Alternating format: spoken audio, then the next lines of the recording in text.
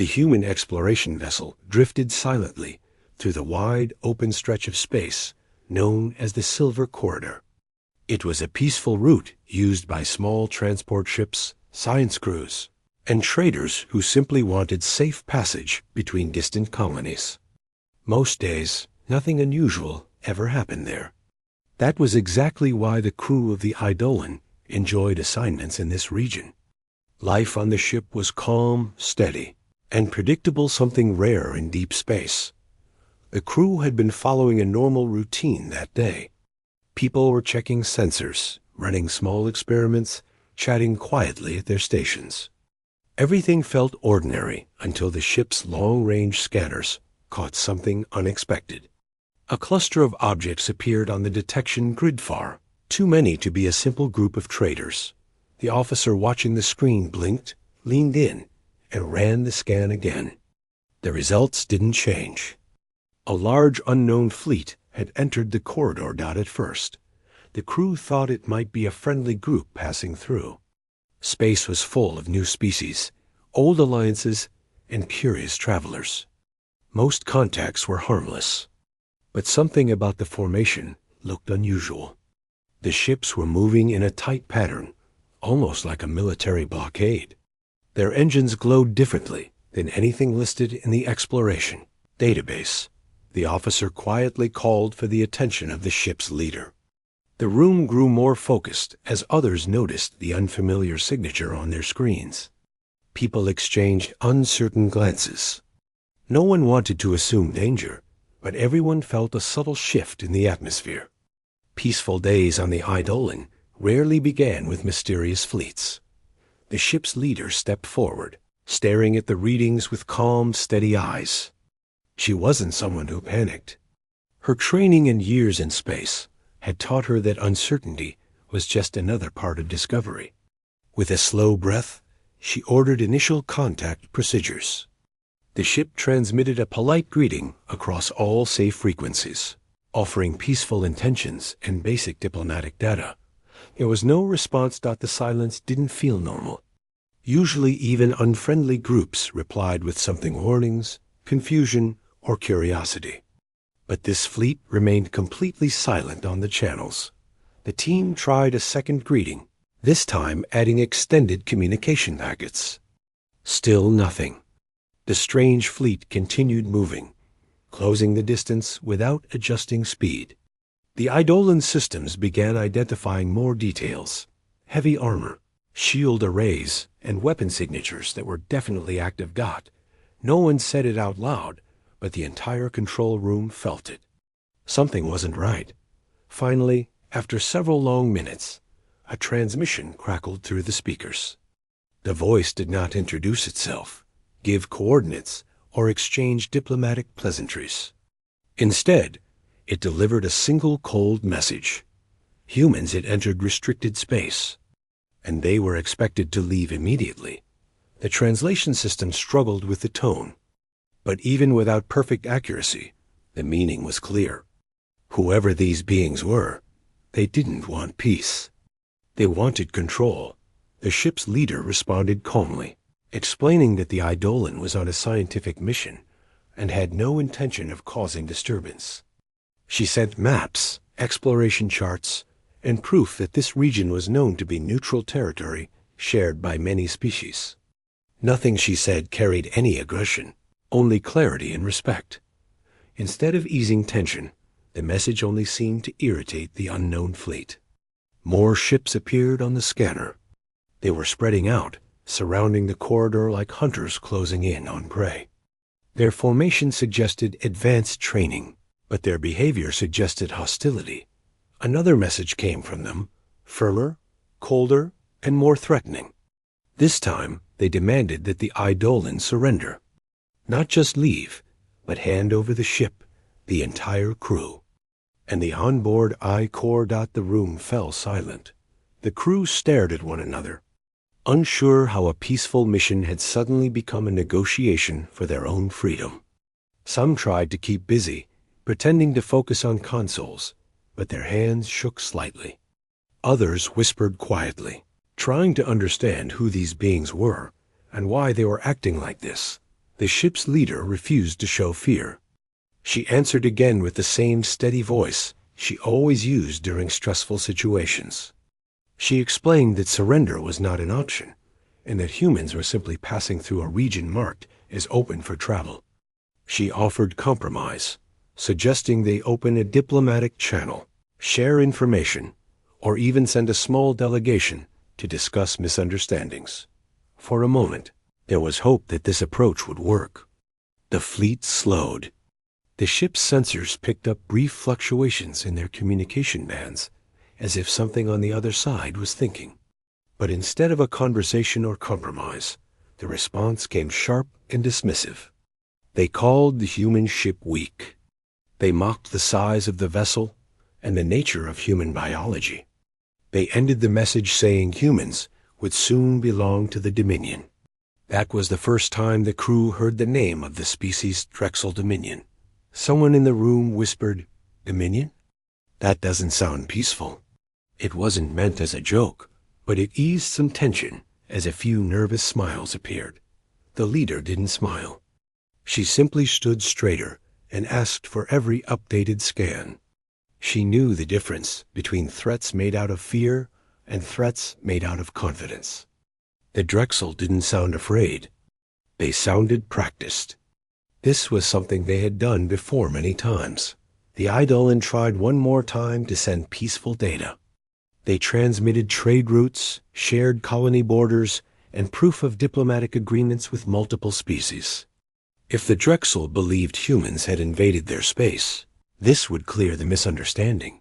But instead of clearing confusion, the Drexel interpreted the files as defiance. Their ships shifted into a new formation, and the readings on the Eidolon screens changed dramatically. Their weapons were charging.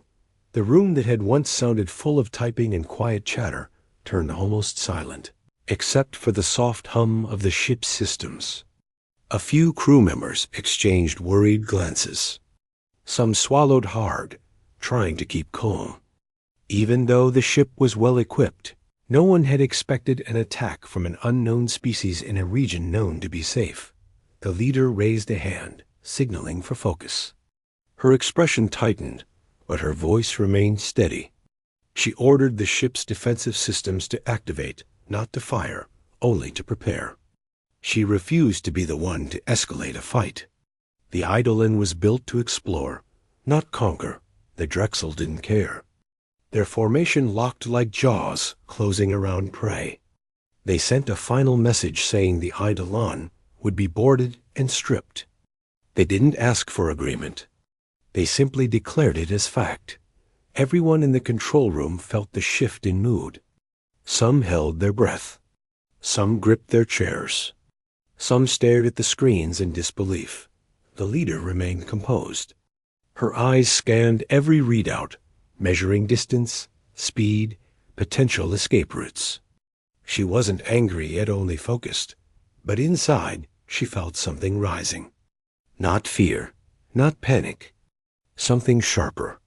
Something that humans rarely reached unless pushed beyond reason. For now, though, she simply gave one calm instruction: maintain defensive shields.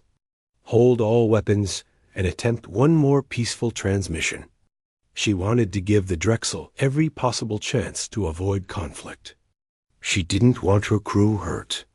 She didn't want an unexpected battle.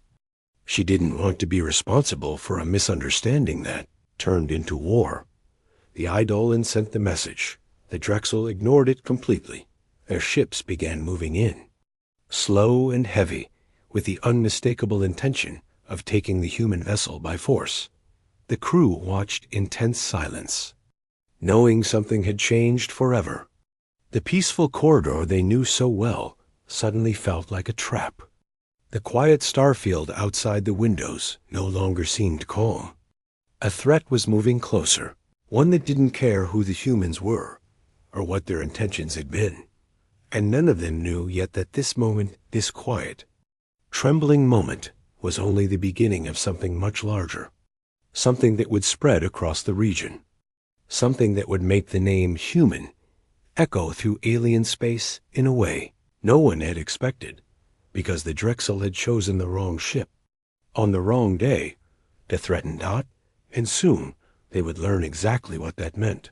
The Drexel fleet drifted closer, their cold metal forms filling the scanner displays like a rising wall. The crew of the Eidolon watched the screens with uneasy eyes as the unknown ships adjusted their formation again. The movement wasn't random. It was measured, coordinated, and heavy with intention. No one in the room had to say what they were thinking. Everyone could feel it. The Drexel weren't approaching to talk. They were approaching to take. The ship's leader kept her voice steady as she instructed the crew to remain calm. Her tone held a kind of quiet strength that settled the tension in the room, even if only a little. She had always been the kind of person who believed in solutions, even when the situation seemed impossible. But even she couldn't ignore the way the Drexel ships locked their positions around her vessel, like a cage forming around a lone traveler. A young crew member at the front console spoke softly, almost in a whisper, as if afraid the Drexel could hear him through the screen. "Their weapons. They're charging again." Another crew member confirmed it. The readings showed energy buildups on multiple Drexel ships, not steady, safe levels, but levels meant for confrontation. The hum of the Eidolon systems grew louder as the ship automatically strengthened its defensive shields. Still, the leader refused to accept the idea of battle. She maintained the same firm, calm expression she had held since the beginning. To her, offering peace wasn't just procedure. It was who she was. It was who humans tried to be, even in unfamiliar skies. She asked the communication officer to send one more message clear. Peaceful warning that humans only wanted safe passage. The message went out. The Drexel didn't acknowledge it. Instead, their ships began sending waves of scanning pulses directly into the Eidolon. They scanned the outer hull, the shield frequencies, the internal power layout. It didn't feel like curiosity. It felt like preparation. The type of preparation done by a hunter studying the weaknesses of its prey. The crew exchanged nervous glances. Even though the Eidolon's shields weren't cracked or breached, the idea of another species examining every part of their ship without permission felt deeply invasive. Humans treated other travelers with respect, even when the species was unknown. But the Drexel seemed to view the Eidolon as an object, something they could take apart piece by piece. The ship's leader asked the AI to analyze the Drexel fleet. SERAPH's voice, always calm and gentle, filled the room. The AI explained that the Drexel ships were heavily armored and significantly larger than the Eidolon. Their technology was different, not more advanced in every area, but certainly more aggressive in design. Their vessels were built for force, not exploration. One of the crew quietly muttered, "They're not a trade fleet. They're a war group." The words made the air feel heavier. A few crew members lowered their gaze, suddenly aware of the size difference between the two sides. Seraph continued scanning, and the AI's tone changed slightly, becoming more serious. It detected energy patterns inside the Drexel ships that hinted at boarding pods, small, compact vessels often used by military forces to attach themselves to enemy ships. This was the final confirmation. The Drexel weren't here to warn the Eidolon to leave. They were preparing to physically take it. The leader kept her focus.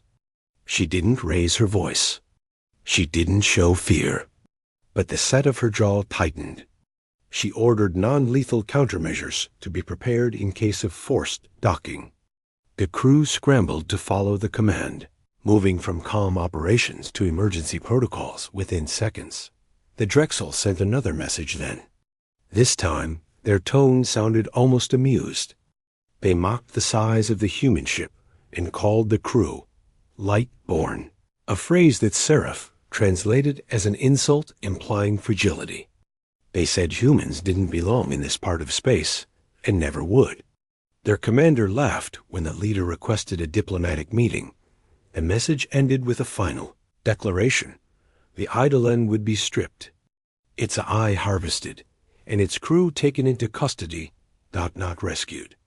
Not negotiated with, taken. The leader stared at the screen for a long, quiet moment after the message ended. She wasn't someone who became angry easily, but something in that message struck a deeper part of her. Humanity had not traveled across stars for this.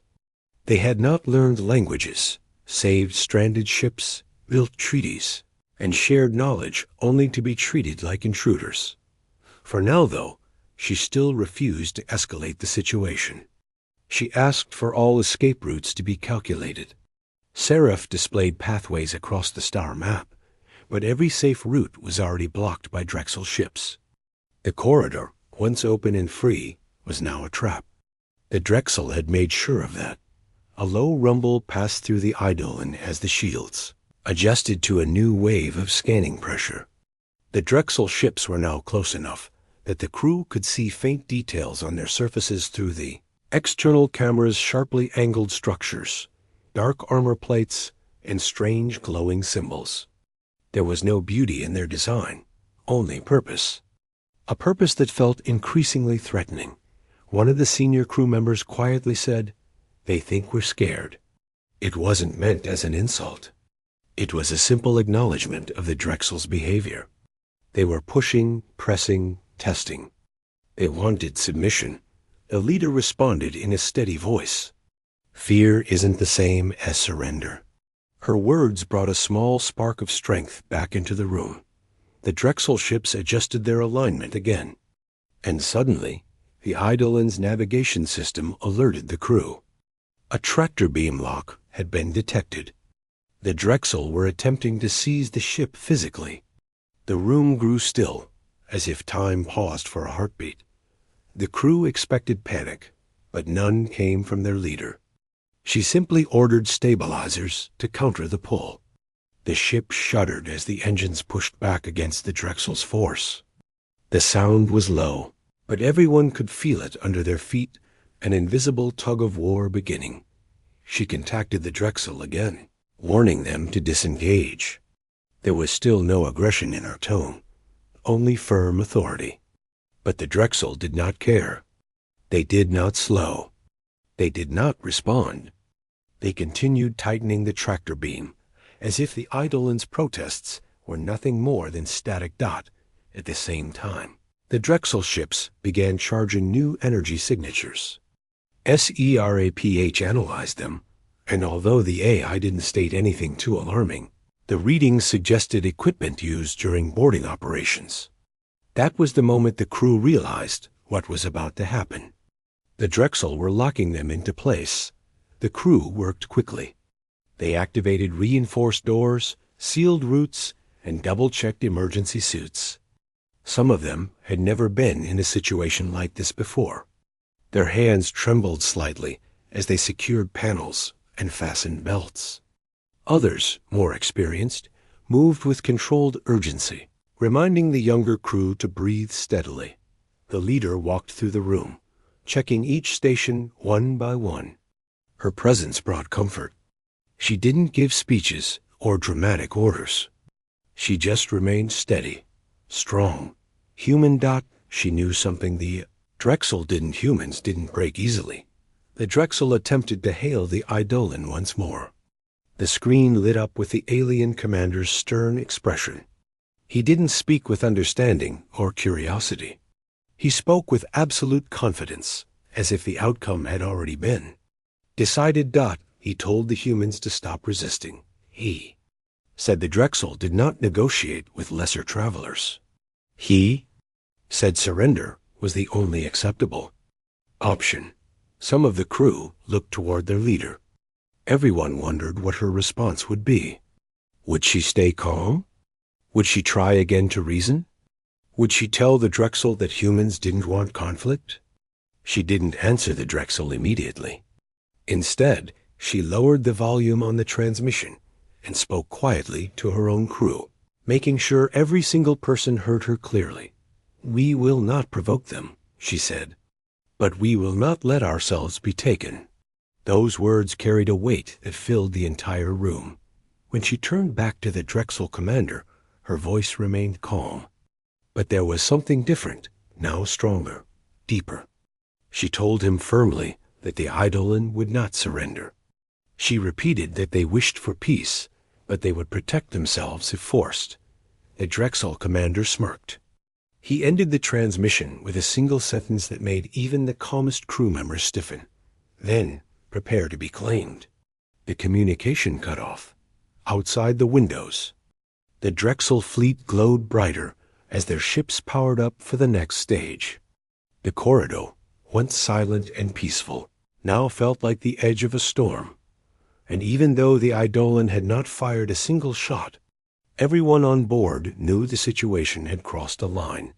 The Drexel had made their choice, and soon the humans would make theirs. The moment the Drexel commander ended his last message, a strange silence settled inside the Eidolon. It wasn't the comfortable silence that filled the ship during late-night hours.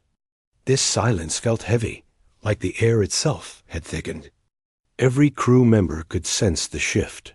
Whatever patience the Drexel might have had was gone. They had made their decision, and it wasn't peace. The ship's warning systems chimed softly as the Drexel fleet adjusted their positions again.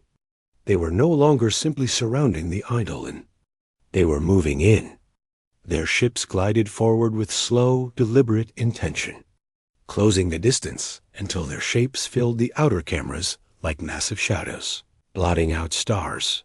Seraph spoke through the internal speakers, its calm tone carrying an undercurrent of concern. It detected movement inside several Drexel vessels' boarding pods preparing to launch. The entire crew froze when they heard that. Even the most experienced officers inhaled sharply. Boarding wasn't something any crew wanted to face, especially not from an unknown species with aggressive behavior. The leader of the Eidolon stood in front of the main screen, watching the Drexel ships approach. Her expression remained composed, but her eyes were sharper than before. She was someone who held her emotions quietly, but everyone in the room could sense a change in her. She had tried everything: diplomacy, warnings, clear explanations, but the Drexel didn't care. Another warning tone echoed across the control room. Seraph announced that the Drexel had initiated a tractor beam sequence stronger than the previous one. The ship lurched slightly as the invisible grip tightened around it.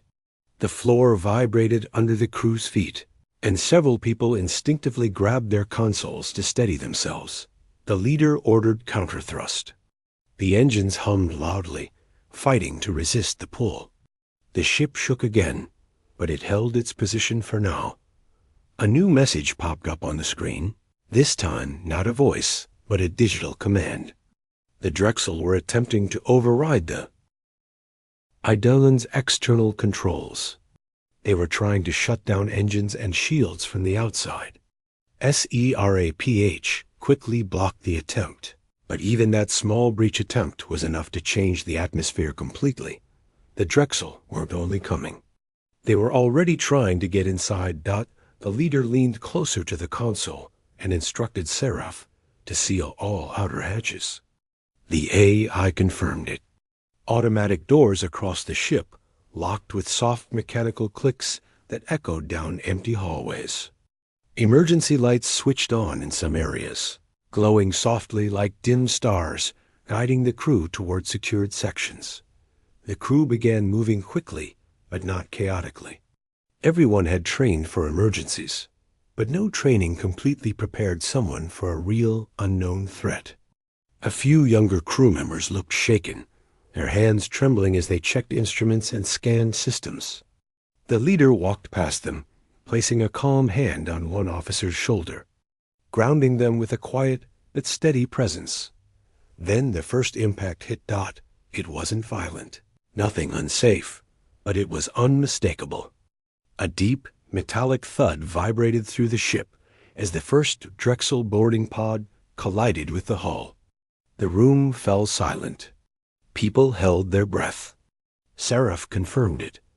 A Drexel pod had attached itself to the outer plating near the lower deck. Before anyone could process it fully, A second impact echoed. Another pod. And then a third. The Drexel weren't waiting. They were trying to break through. The internal cameras picked up movement on the hull. Dark, bulky shapes clung to the outer surface, using multi-jointed mechanical limbs to anchor themselves firmly. Sparks flickered where they made contact, not harmful sparks, but the type that came from cutting or drilling equipment warming up. It was clear what they were preparing to do. One of the crew whispered, "They're breaking in." But their voice trailed off, almost as if they didn't want the words to be real. The leader didn't shout orders. She didn't panic. Instead, she stood straight and spoke in a firm, steady voice that reminded the crew they were not helpless. She told Seraph to activate internal barrier fields and prepare non-lethal defense systems. She wasn't going to let her crew be harmed, but she would avoid unnecessary conflict as long as she could. Another thud rang through the ship. This time, the vibration felt stronger, shaking through the floors and panels.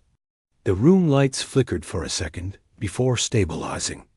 The Drexel were applying more force. Their claws and tools scraped against the hull like distant thunder got down in the lower deck. A young officer monitoring hull integrity gasped as she saw the heat signatures intensify. The Drexel cutting tools glowed bright on the thermal screens. She reported the readings upstairs in a shaky voice. The leader thanked her, calm as ever, and told her to move to a safer section of the ship. The tense moments stretched thinner and thinner. For the crew, those seconds felt like minutes.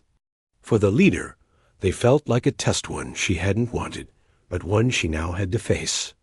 She stood before the main comm channel and for one last time attempted diplomacy. She sent a clear, firm message to the Drexel commander.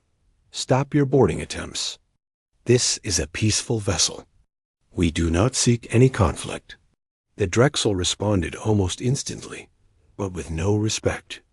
Their commander's face appeared on the screen again. His expression was dismissive, almost bored. He didn't stop the boarding pods. Instead, he gave the humans a final warning. Surrender or be taken.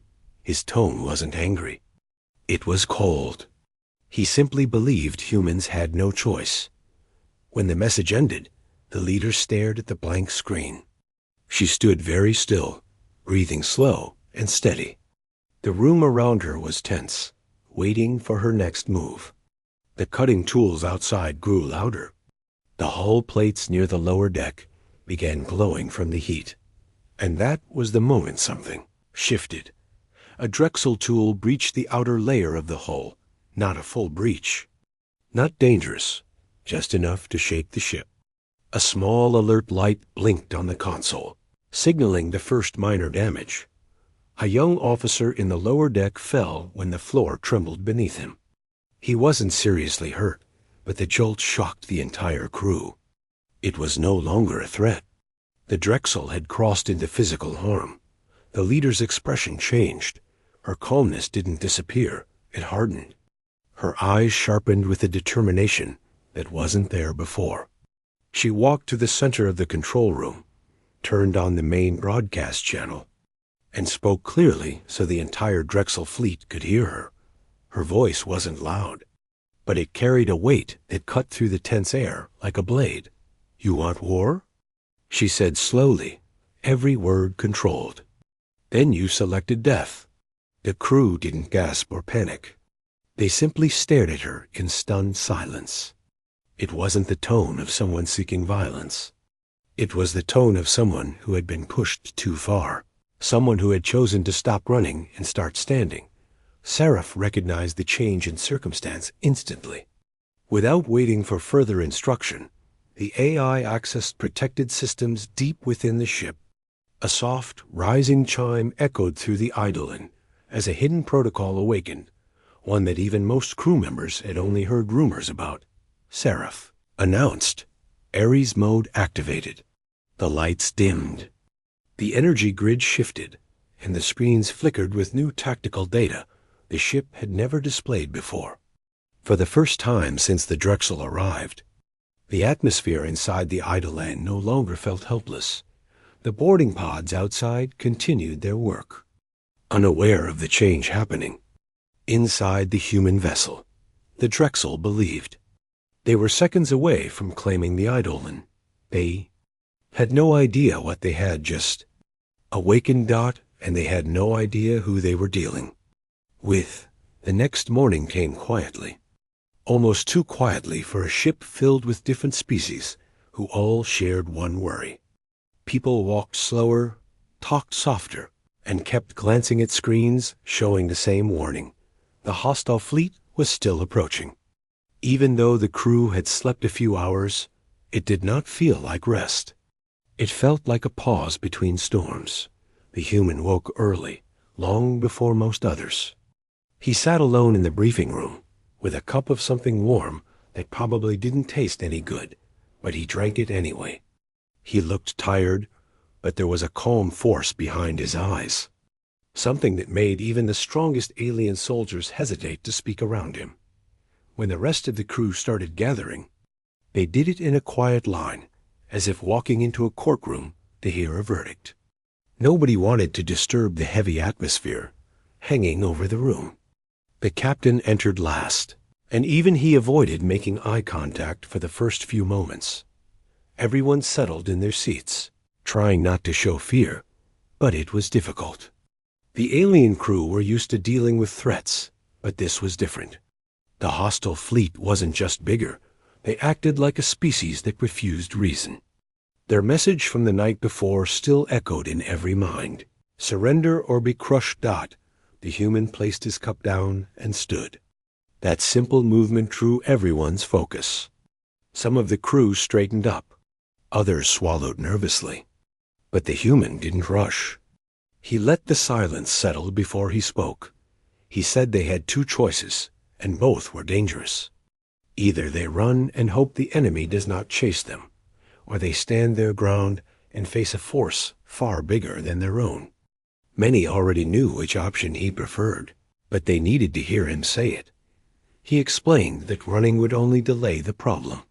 If they fled, the enemy would see it as weakness and attack other peaceful groups later. He told them the truth plainly, in simple words that didn't try to hide the fear. He said that sometimes the smartest choice is the one you don't want to make standing up to a bully. Not because it is easy, but because ignoring them only makes them stronger. Some aliens shifted uncomfortably. Others looked at the floor. Standing up to their enemy felt impossible. Their fleet was massive. Their weapons were powerful. Their desire to crush anyone in their path was clear. But the human kept speaking gently, as if talking to people who were overwhelmed and needed someone steady to hold on to. He told them they weren't alone. They had each other. They had a ship that was fast and clever, and they had time to prepare if they acted now. He reminded them that the enemy did not expect resistance. The enemy expected fear, and fear was exactly what the human refused to give them. The captain asked what exactly the human had in mind. Not in a doubtful way, more like someone asking what mountain they were supposed to climb. The human answered calmly. He had a plan, but it would require every single person to trust him. It wouldn't be about brute strength. It would be about outthinking an opponent who assumed everyone else was weaker. The room got a little lighter. Not calm, but less hopeless. The human told the engineers to start boosting the ship's defensive barrier. He told the navigation team to map every asteroid, every rock, and every hidden corner of the nearby space. He told the communication team to stay quiet but monitor every signal, no matter how small. Then he told the security team to prepare the non-lethal systems. He didn't want unnecessary harm. He wanted control, not chaos. Everyone began to understand what he was doing. He wasn't planning to fight in the traditional sense. He wanted to turn the battlefield into something the enemy didn't expect, a maze, a trap, and a place where strength meant nothing if you couldn't even understand the ground you stood on. As the meeting ended, the crew scattered to their stations. The mood had changed. There was still fear, but now there was purpose mixed into it. Purpose is a powerful thing. It gives shaky hands something steady to hold. It gives worried hearts something to focus on. And that was exactly what the human had intended. He stayed behind after everyone left, staring at the large star map showing the incoming threat. He stood there quietly, thinking deeply. Not about winning or losing, but about keeping the people on this ship safe. That mattered more to him than anything else. Hours passed as the crew worked. The ship hummed with activity. Tools clattered. Engines rumbled. Screens flickered with information. You could feel the nervous energy running through the corridors, like electricity in the air. Before a storm the human moved between teams, checking on their progress. He spoke with a calm voice, sometimes offering advice, sometimes simply standing nearby, so they knew someone was watching over them. Even aliens who normally avoided humans found themselves comforted by his presence. He had that rare ability making others feel braver just by being there. Later in the day, while he reviewed a sensor report, a soft alarm echoed through the ship. It wasn't loud. It wasn't urgent. It was the kind of sound that says something important happened, something that needs attention right away. Everyone froze for a moment, then turned toward their screens. The human walked quickly to the main display. A tiny dot blinked in the distance, then another, then 10 more. The enemy scouts had arrived much sooner than expected. They were still far away, but they were close enough to be seen.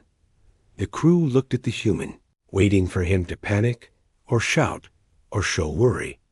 But he didn't. He simply nodded and told them this was good. Better to know the scouts were here than to be caught off guard. He instructed the navigation team to hold position. He told the engineers to keep working. He told the communication team to remain silent. The enemy scouts moved slowly, testing the area. They sent out signals, scanning for hidden ships or traps. They behaved like predators sniffing the air. The crew watched in silent tension. Even small ships from the enemy were dangerous. The scouts passed through an open stretch of space not far from the group's ship. They didn't notice anything unusual. They didn't change direction. They didn't stop. They simply continued forward, looking for weaknesses. The human waited patiently until the scouts left the area. Only then did he exhale softly. The rest of the crew followed, letting out breaths they didn't even realize they were holding. It was a small win, but it mattered. Night cycle approached, though space didn't care about nights or days. The ship dimmed its lights to give the crew a sense of calm. Most went to rest in shifts, but nobody slept deeply. The hum of the engines felt louder in the quiet. The ticking of the ship's systems felt like footsteps in a hallway.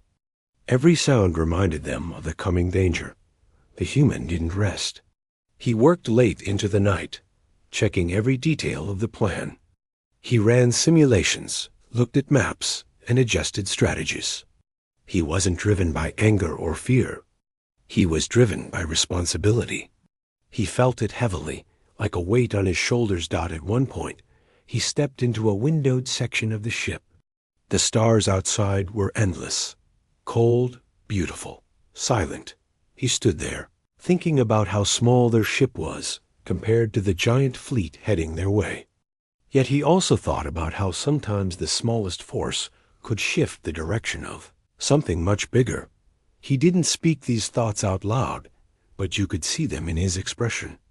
Determination mixed with concern. Strength mixed with vulnerability. It made him feel real, not like a hero from a story, but a person struggling through a situation he didn't ask for, yet refused to run from. As the ship moved quietly through space, preparing for what would come next, the crew slowly began trusting the human's plan. Not because he promised victory, but because he promised he would not abandon them. That promise meant more than any weapon or shield. By the time the ship's internal lights shifted again to signal warning, everyone felt the change. Something was coming. Something big. The enemy scouts were gone, which meant the main fleet would arrive next. The human walked into the control room and looked at the glowing map. He didn't look afraid. He looked ready. They all did. And soon, the moment they had been preparing for would arrive. The moment everyone had been preparing for arrived sooner than expected. It began with a soft pulse from the long-range sensors, the kind that usually meant a small ship or a drifting rock. But this pulse kept growing. Every second it became stronger, clearer, heavier. The human was already walking into the control room when the main display lit up with dozens of moving shapes. Then hundreds. Then what looked like a wall of metal and energy stretching across the darkness. The enemy fleet had entered this system. The crew stared at the screen in silence. Even though they knew it was coming, the reality of seeing such a massive force made their stomachs tighten. It felt like standing on the shore and watching a giant wave rise higher and higher, knowing it was about to crash. The captain slowly sat down in his chair, gripping the armrests. The navigation officer kept adjusting the screen, hoping maybe the sensors were exaggerating. But they weren't. If anything, the enemy fleet seemed even larger when the reading stabilized. The human stood in front of the main panel with his arms folded. He didn't blink much, as if studying every tiny detail. He looked calm, but the crew could see something flickering under that calmness. Not fear, focus. Pure focus. He told the communication team to remain silent no matter what signals came in.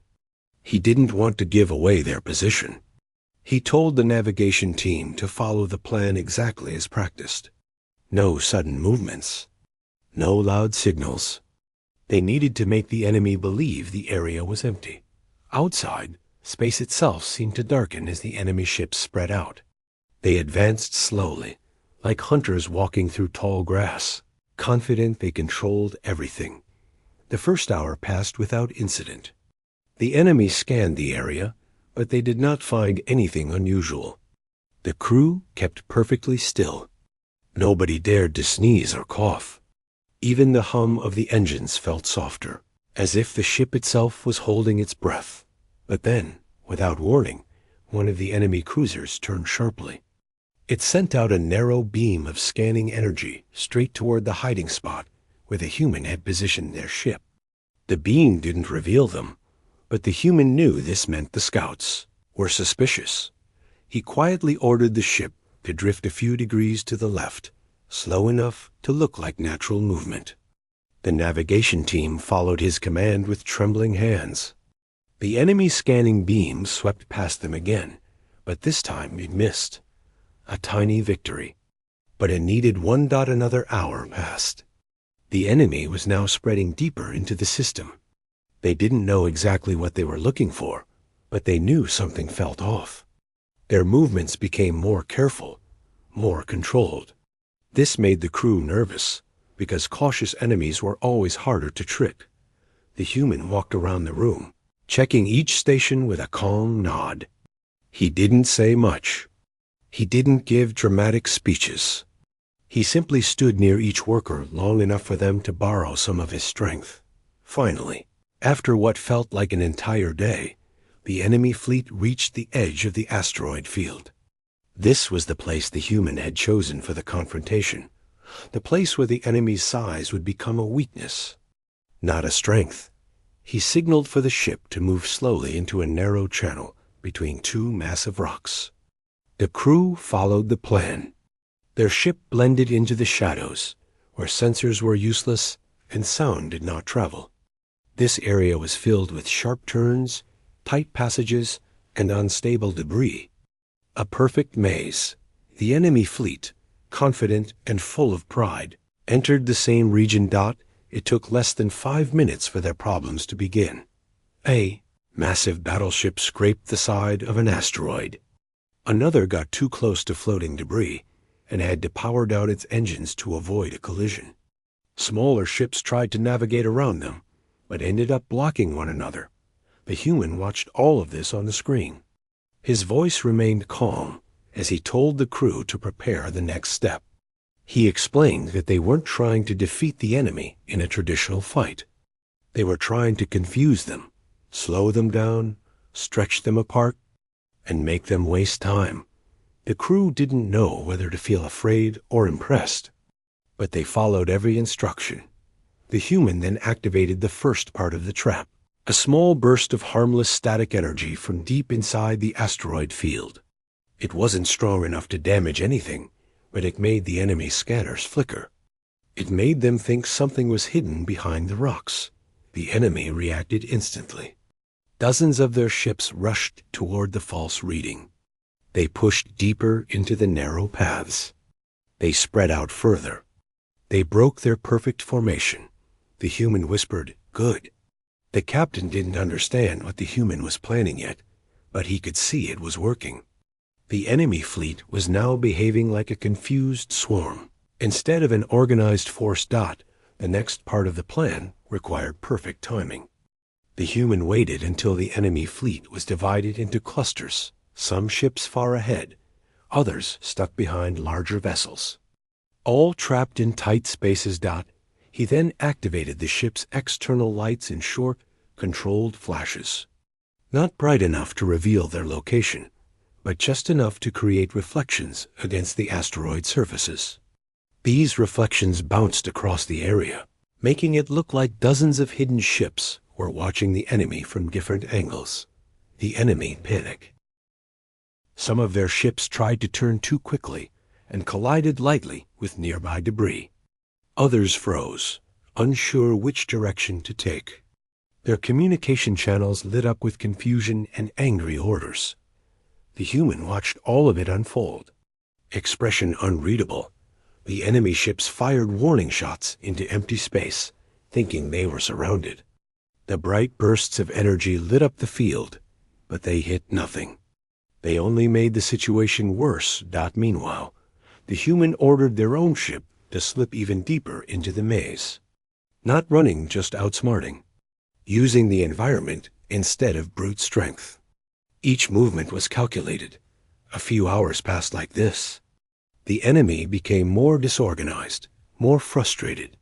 Their massive fleet was now stuck in a place that required delicate movements, not overwhelming force. Everything about their size now worked against them. The human finally turned to the captain and said that the moment was approaching. They couldn't stay hidden forever. Eventually, the enemy would stabilize. They would regroup. They would search more carefully. But the human wasn't planning to stay hidden. He was preparing for the moment he had warned everyone about, the moment of contact. Enemy finally sent a direct message across the system. Their deep voice filled the air, demanding that whoever was hiding reveal themselves. They threatened consequences. They tried to sound in control, but the cracks in their confidence were obvious even through the cold audio. The crew looked at the human. They knew what he was going to do next. He stepped forward, pressed his hand onto the communication panel, and sent a message across the stars. His voice didn't rise. It didn't shake. It didn't try to sound dramatic. He simply said, "If it's war you want, then you've already chosen the wrong target." The enemy fell silent. The crew stared at the human, stunned. It wasn't loud or angry, but the message carried a weight that made even the strongest among them shiver. The enemy responded a moment later, now sounding furious. They demanded submission. They threatened to crush anyone who resisted. They claimed their victory was guaranteed. The human didn't respond right away. He wanted them to grow impatient. He wanted them to reveal their real intentions. Finally, he spoke again, slow and steady. He told them he would not allow them to harm peaceful worlds. He told them he would not stand aside while they tried to take what was not theirs. He told them he wasn't afraid of their numbers. And then he said the words that would be remembered by everyone in the room. He said, "If you want war, then you've selected death. But not ours." Silence filled the entire ship. Even the crew members who had doubted him felt something rise in their chest courage. Strength, something they didn't know was there until that moment. The enemy fleet didn't reply right away. They didn't expect anyone to speak to them like that. Not in such simple human words that cut straight to the core. But the pause didn't last long. The enemy suddenly fired a warning shot that lit up the asteroid field with brilliant light. The first real moment of the confrontation had arrived. And the human simply whispered, "Prepare yourselves. The real part begins now." The moment the enemy fired that first warning shot, every sound inside the ship seemed to disappear. The crew felt a trembling inside their chests, but nobody moved. Nobody spoke. They all looked at the human, waiting for what he would do next. Outside, the bright energy from the enemy blast slowly faded, revealing the asteroid field again. The enemy fleet had clearly lost their patience. They were done searching. They were done waiting. They wanted answers, and they wanted control. The human stood in the center of the control room, taking a slow breath. He knew this was the most dangerous moment. One mistake could expose their location. One wrong move could cause the entire enemy fleet to focus on them. He calmly ordered the ship to hold its position. He reminded the crew that the enemy still did not know exactly where they were. All they had done was fire into empty space. That meant the plan was still alive. The trap was still working. The crew nodded nervously and returned to their stations. The enemy fleet began to move deeper into the maze. Their sharp, triangular ships slid between the rocks like metal beasts searching for prey. Their lights scanned every corner, flickering across the asteroid surfaces. Some enemy ships advanced quickly while others hung back, too large to move easily in the tight passages. The human waited until the enemy clusters were separated again. He needed them confused. He needed them frustrated. He needed them to feel like they were chasing ghosts. He gave the signal, and their ship released another pulse of static energy. Again, it was harmless. Again, it was meant only to distract. The pulse appeared far away from their real location, and just as planned, several enemy cruisers rushed toward the false reading. The human watched with silent intensity. The crew could almost see his mind working, calculating every detail, like pieces on a chessboard. But the enemy fleet finally caught on. One of their smaller scout ships slowed down near the human's last hiding spot. Its scanners grew brighter, searching deeper. It hovered there for a long moment, as if smelling the air for danger. The human narrowed his eyes. The enemy scout pinged them with a low-frequency scan. It wasn't powerful, but it was precise. Too precise. The human knew this meant trouble. He ordered the ship to drift another few degrees into the shadow of a larger rock. The move was slow, silent, almost invisible. But the scout seemed suspicious. It swung toward them just slightly, almost like it sensed a presence. Inside the control room, the crew's hearts pounded. A few covered their mouths. Others clenched the arms of their chairs.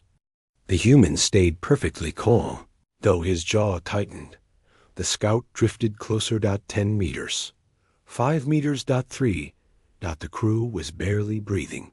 Then, just as the scout passed dangerously close, a large chunk of floating debris bumped against the scout's side.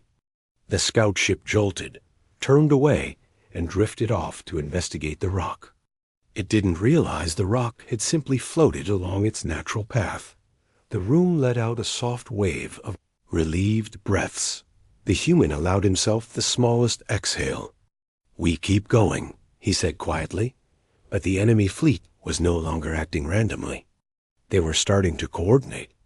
Their ships formed a rough circle around the asteroid field, blocking every escape path. Others moved inward in a tight pattern. The captain whispered that they were being closed in. The human nodded. He knew, but running was never part of the plan. Their strength wasn't in escape. It was in turning the enemy's strength against them. He ordered the ship to move toward the deepest part of the asteroid maze. This area was the most dangerous, filled with narrow tunnels and unstable rocks. But it was also the place where the enemy's large ships couldn't follow Dot as they moved. Alarms flashed briefly on the screens. One passage began collapsing ahead. The crew panicked, thinking they were trapped. But the human pointed out a tiny gap opening on the right. The pilots steered the ship through it in the last possible second, leaving the collapsing rocks behind them. The humans' plan was working. Every move they made pushed the enemy into positions they didn't want to be in. The fleet was scattered, unbalanced, and increasingly irritated. The enemy finally sent a direct message again. Their deep voice shook with anger. They demanded that the human's ship come out of hiding. They warned that the next shot would not be a warning. The human answered with a calm that surprised even his own crew. He said he wasn't hiding. He was simply refusing to play by the enemy's rules. He said the enemy had chosen war, and with that choice came consequences they didn't understand yet. His voice wasn't loud, but it carried a kind of strength that silenced everyone listening. The enemy replied with a hateful threat. They promised destruction. They claimed victory was inevitable. The human didn't argue. He just said, "We'll see." The tension inside the ship grew heavier as the enemy prepared to fire again. The energy readings on the scanners began to spike. A massive shot was charging. But this was the moment the human had been preparing for. He ordered the ship to rise out of the shadows and glide into a narrow gap between two rotating asteroids. The crew followed every instruction, even though their hands trembled. The enemy locked onto their location and fired the biggest. "Blast yet Dot," the human shouted a single word. "Now!" The pilot tilted the ship sharply, sliding into the shadow of the spinning rock. The enemy blast hit the asteroid instead of them, shattering it into thousands of pieces. The explosion sent debris flying in every direction. The debris slammed into several enemy ships that were too large or too slow to dodge. They didn't explode. They simply got pushed off course or trapped between rocks. The huge enemy blast had caused chaos among their own fleet. The crew watched in stunned silence. The human stood there, steady as ever. He didn't celebrate. He didn't smile. He just said, "Move," before they recover. They slipped deeper into the maze while the enemy struggled to regain control. Some ships were damaged, others stuck, others colliding with debris. The enemy fleet began to break apart even more, but the human wasn't done. He guided their ship toward a large, empty middle region inside the maze. Here, the rocks circled slowly like a natural ring. He told the engineers to activate the small energy nodes they placed earlier. The nodes emitted faint pulses, bouncing signals around the rocks. Dot, the enemy scanners went completely wild. Dot, it looked like thousands of ships were hidden in every corner. It looked like the entire field was alive with threats. The